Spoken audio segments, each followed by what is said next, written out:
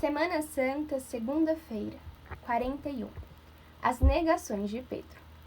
1. São Pedro nega conhecer o Senhor.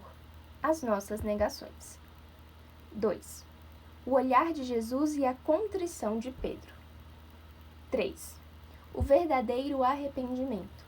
Atos de contrição. 1. Enquanto se desenrolava o processo contra Jesus diante do Sinédrio, tinha lugar a cena mais triste da vida de Pedro. Ele, que deixara tudo para seguir o Senhor, que vira tantos prodígios e que recebera tantas provas de afeto, agora nega-o rotundamente. Sente-se encurralado e, sob juramento, nega conhecer Jesus. Estando Pedro embaixo no átrio, chegou uma das criadas do sumo sacerdote, fixou os olhos em Pedro, que se aquecia, e disse-lhe: Também tu estavas com Jesus de Nazaré. Ele negou: Não o conheço, nem sei de que falas. E saiu para a entrada do pátio, e um galo cantou. A criada, que o vira, começou a dizer aos circunstantes: Este faz parte do grupo deles. Mas Pedro negou por segunda vez.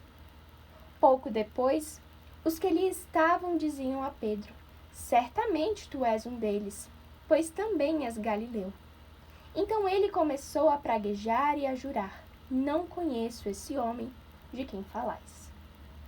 Pedro negou conhecer o seu Senhor, e com isso negou também o sentido profundo da sua existência, o de ser apóstolo, testemunha da vida de Cristo, o de confessar que Jesus é o Filho do Deus vivo. A sua vida honrada, a sua vocação de apóstolo, as esperanças que Jesus depositara nele, o seu passado, o seu futuro, tudo começa a ruir. Como foi possível que dissesse: Não conheço esse homem? Uns anos antes, um milagre realizado por Jesus tivera para ele um significado especial e profundo. Ao presenciar a pesca milagrosa, a primeira delas, Pedro compreendera tudo. Caiu aos pés de Jesus e disse-lhe: Afasta-te de mim, Senhor, porque sou um homem pecador. Tanto ele como seus companheiros estavam assombrados. Foi como se num instante tivesse visto tudo claramente: a santidade de Cristo e a sua condição de homem pecador.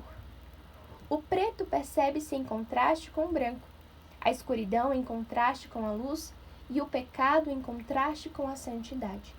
E então, enquanto seus lábios diziam que pelos seus pecados se sentia indigno de estar ao lado do Senhor, os seus olhos e toda a sua atitude pediam a Jesus que jamais o deixasse separar-se dele. Foi um dia muito feliz. Ali começou realmente tudo. Então Jesus disse a Simão: Não temas, doravante serás pescador de homens. E trazendo as barcas para a terra, deixaram tudo e o seguiram. A vida de Pedro teria desde então um objetivo maravilhoso: amar a Cristo e ser pescador de homens. O resto seria meio e instrumento para esse fim. E agora, por fragilidade, por se ter deixado dominar pelo medo e pelos respeitos humanos, Pedro desaba. O pecado, a infidelidade em maior ou menor grau, é sempre uma negação de Cristo e do que há de mais nobre em nós, dos melhores ideais que o Senhor semeou no nosso íntimo. O pecado é a grande ruína do homem. Por isso, temos de lutar com afinco, com a ajuda da graça, para evitar todo o pecado grave, os que resultam da malícia, da fragilidade ou da ignorância culposa e todo o pecado venial deliberado. Mas se tivermos a desgraça de cometê-lo, temos de tirar proveito do próprio pecado, pois a contrição fortalece a amizade com o Senhor. Os nossos erros não devem desanimar-nos nunca, se reagimos com humildade. Um arrependimento sincero é sempre ocasião de um encontro novo com o Senhor, e dele podem derivar consequências inesperadas para a nossa vida interior. Pedro levou 1 hora para cair, mas levanta-se num minuto e sobe mais alto do que estava antes da sua queda. O céu está cheio de grandes pecadores que souberam arrepender-se. Jesus recebe-nos sempre e alegra-se quando recomeçamos o caminho que havíamos abandonado. 2. Maltratado, o Senhor é levado para outro lugar através de um dos átrios. Então, voltando-se, o Senhor olhou para Pedro. Os seus olhares cruzaram-se. Pedro quereria baixar a cabeça, mas não pôde afastar os seus olhos daquele que acabava de negar. Conhece muito bem os olhares do Salvador. Aquele olhar que decidira da sua vocação e a cuja autoridade e encanto não pudera resistir anos atrás. Aquele olhar delicado do dia em que Jesus afirmara, ao contemplar os seus discípulos: eis os meus irmãos, as minhas irmãs e a minha mãe. E o olhar que o fizera estremecer quando ele, Simão, pretendera suprimir a cruz do caminho de Cristo. E o olhar afetuosamente compassivo com que recebera o jovem demasiado rico para segui-lo. E o olhar velado pelas lágrimas diante do sepulcro de Lázaro. Não há dúvida de que Pedro conhecia os olhares do Salvador. No entanto, nunca tinha visto no rosto do Senhor essa expressão que agora descobrira nele. Esses olhos impregnados de tristeza, mas sem severidade.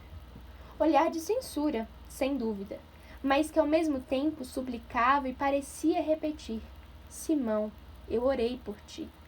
Esse olhar só se deteve nele por um instante fugidio, porque Jesus não demorou a ser violentamente arrastado pelos soldados, mas Pedro nunca o esqueceria. Vê o olhar indulgente sobre a chaga profunda da sua culpa, compreende então a gravidade do seu pecado e recorda-se da profecia do Senhor sobre a sua traição. Hoje, antes que o galo cante, ter-me-ás negado 3 vezes. Saiu dali e chorou amargamente. Sair era confessar a sua culpa. Chorou amargamente porque sabia amar, e bem cedo as doçuras do amor substituíram nele as amarguras da dor. Saber que Jesus o olhara impediu o apóstolo de chegar ao desespero. Foi um olhar alentador, e Pedro sentiu-se compreendido e perdoado. Como deve ter recordado então as parábolas do bom pastor, do filho pródigo, da ovelha perdida? Na vida de Pedro, vemos refletida a nossa própria vida.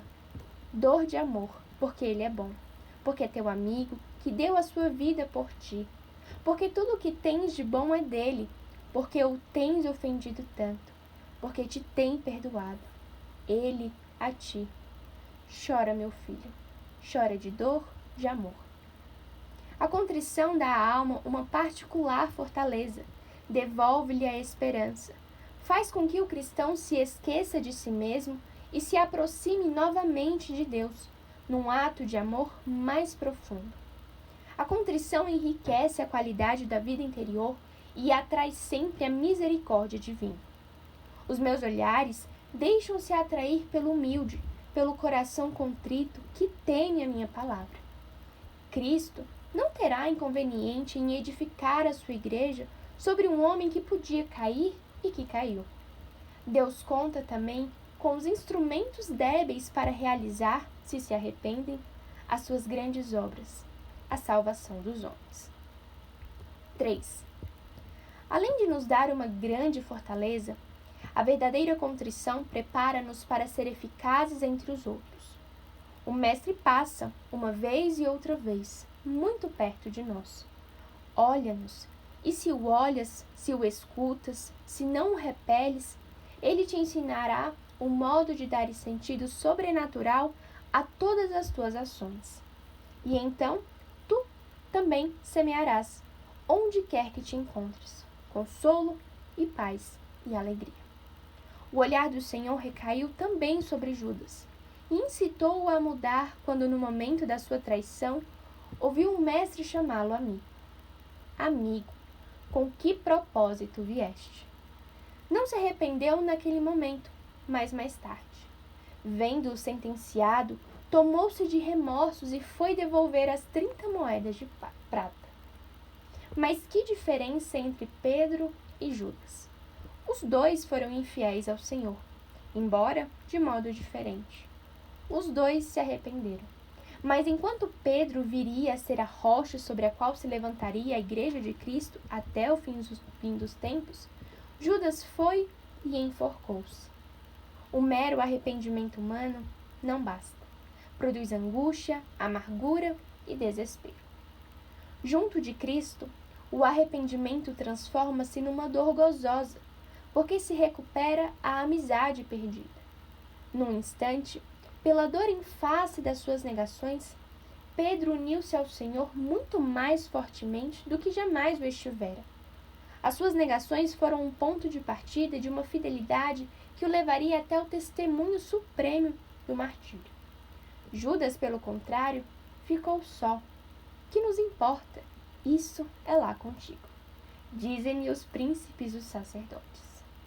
Judas, no isolamento produzido pelo pecado, não soube ir até Cristo. Faltou-lhe a esperança. E por isso, o seu arrependimento foi estéril. Devemos despertar com frequência no nosso coração a dor de amor pelos nossos pecados, sobretudo ao fazermos o exame de consciência no fim do dia e ao prepararmos a nossa confissão. A ti, que te desmoralizas, vou te repetir uma coisa muito consoladora. A quem faz o que pode, Deus não lhe nega a sua graça. Nosso Senhor é Pai, e se um filho lhe diz na quietude do seu coração: meu Pai do céu, aqui estou eu, ajuda-me.